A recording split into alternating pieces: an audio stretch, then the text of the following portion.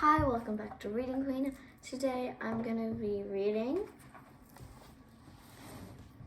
the first story in Storybook collection, The New Arrival. Let's get started. The New Arrival.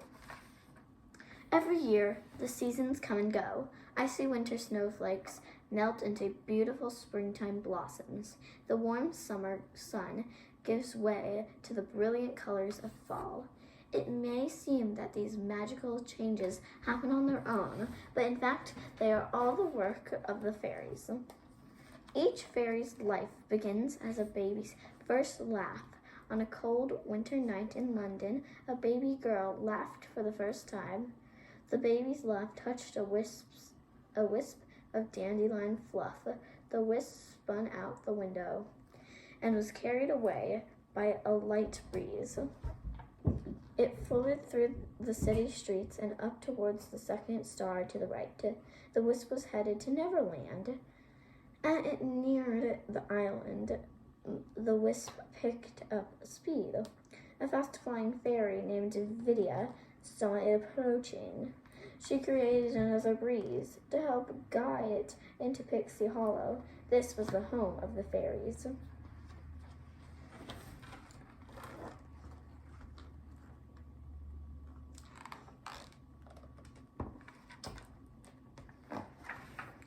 The wisp landed, and the fairies of Pixie Hollow watched as a dust-keeper fairy poured pixie dust over it. Suddenly, a blonde fairy appeared. "Hello," she said as she looked around. A cloud of shimmering dust approached the new arrival. A beautiful fairy emerged from the cloud. Her wings glowed and she sparkled with pixie dust. This was Queen Clarion, ruler of the fairies. The queen smiled at the little fairy. "Born of laughter, clothed in cheer, happiness has brought you here. Welcome to Pixie Hollow," she said. "Now let's see about those wings." Queen Clarion flew behind the new arrival and made two wings sprout from the little fairy's back. The blonde fairy giggled as she flapped her new wings up and down. She could fly. She twirled in the air a few times, then landed with a happy sigh. She thought she was going to like being a fairy.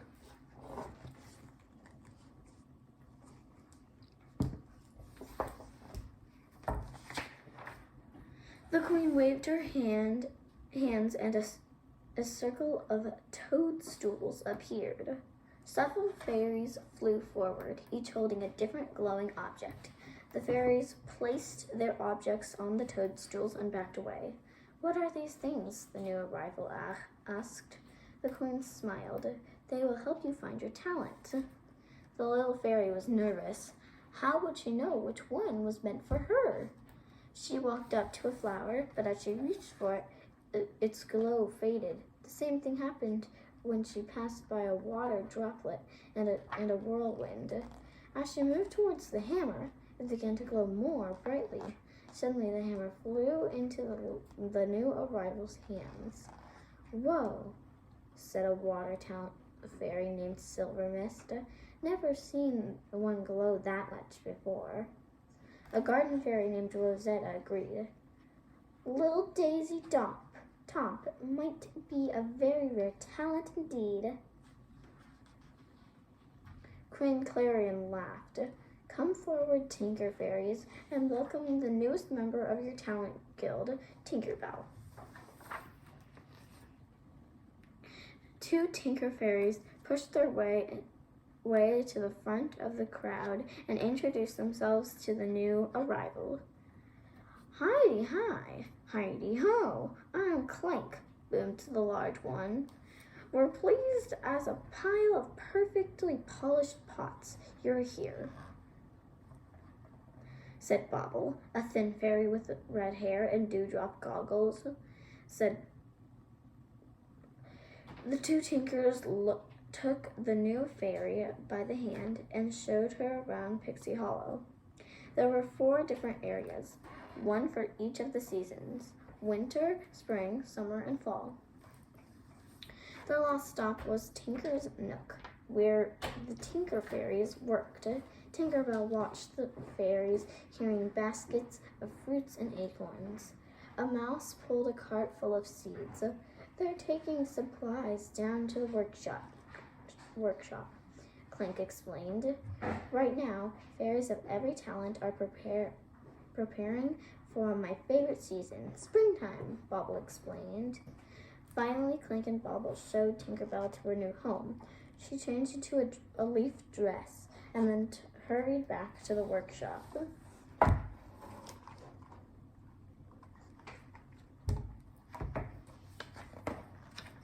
When Tinkerbell reached the workshop, she looked around in awe.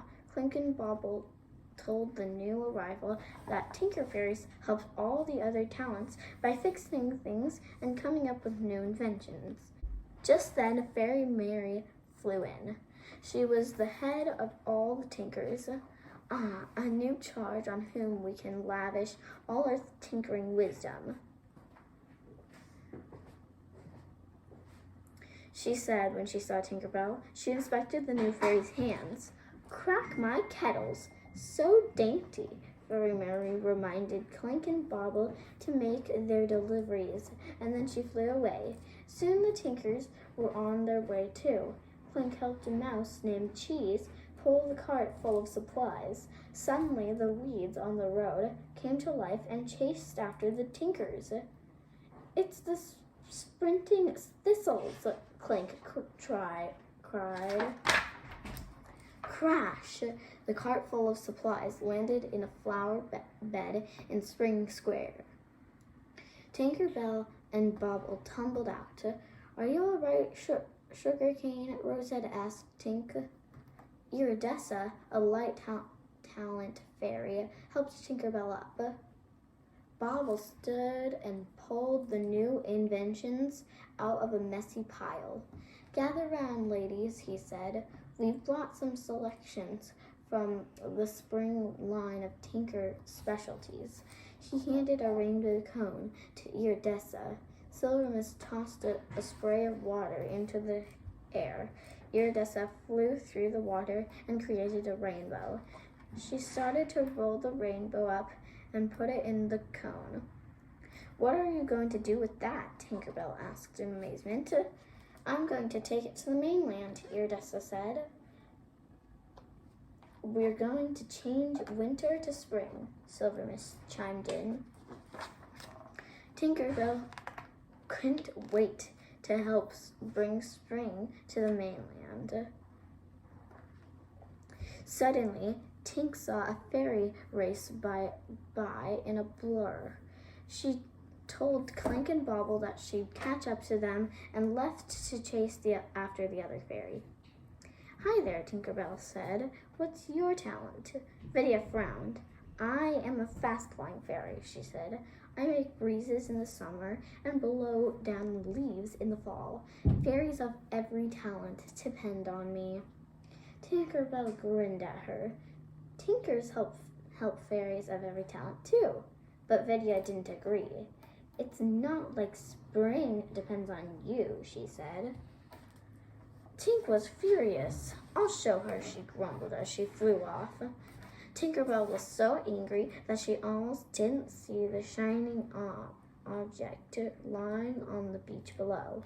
The sun glinted off it and shone right into Tink's eyes. She flew down to see what it was. When she landed on the beach, Tink found all sorts of things. There was a brass bell that jingled when she shook it, a spring that bounced when she pushed it on either end, and a silver coin with a grumpy-looking face on it. Tinkerbell scooped up the objects and brushed off to meet Clink and Bobble. When she got to the workshop, Tinkerbell showed Clink what she had found. He told her the objects were lost things. Stuff gets lost and never washes up on... Stuff gets lost and washes up on Neverland from time to time, from the mainland, Bobble explained. As he spoke, Fairy Mary flew into the workshop. When she saw Tinkerbell fiddling with the lost things, instead of doing her work, she took them away. Then she reminded the Tinkers that the Queen would be reviewing their work that evening. It's a good time for us Tinkers to show what we can do, Clink chimed in. That gave Tink an idea. That night, fairies of every talent lined up to show off their hard work. Tinkerbell pulled up with a cart full of new inventions. I came up with some fantastic things for Tinkers to use when we go to the mainland, she said. Queen Clarion looked down at Tinkerbell. Has no one explained? She asked. Tinker fairies don't go to the mainland, dear. Those things are done by the nature talent fairies. Your work is here in Pixie Hollow. Tinkerbell nodded sadly. Then she gathered her inventions and went back to the workshop. Being a tinker stinks, she grumbled. Fairy Mary overheard her. You are a tinker, she said. It's who you are. Be proud of it. Then she flew back to her work. Tinkerbell put her head down on the table and sighed. What's so great about being a tinker? She wondered. Maybe it was the right talent for Fairy Mary, but Tinkerbell didn't think it was the right one for her. She didn't know what she was going to do. She had to find a way to go to the mainland.